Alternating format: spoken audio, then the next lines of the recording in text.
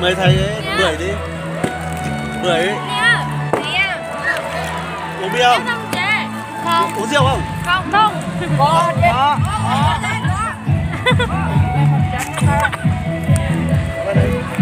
Hôm nay chỉ có một lần thôi, uống đi. Nha, vui vẻ nha.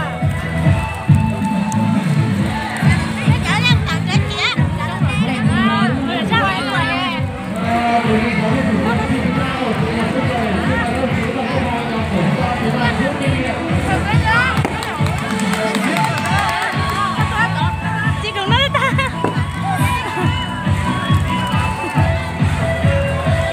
Uống bình tĩnh nhá, lớp tao ngồi cuối cùng nhá. Cứ ăn bình tĩnh, bánh kẹo rất nhiều. Cứ ăn bình tĩnh. Khỏe ra.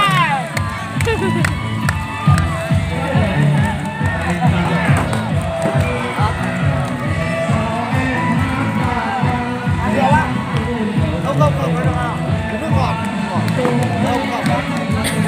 Không, không được tí nữa. Ăn đi nhá. Cái cú mèo trời thế này.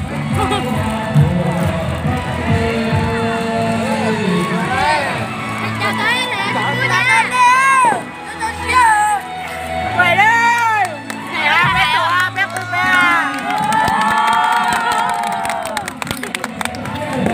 To. To.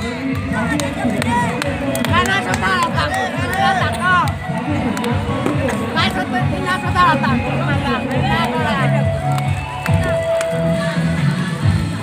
Gắn bóng khỏe.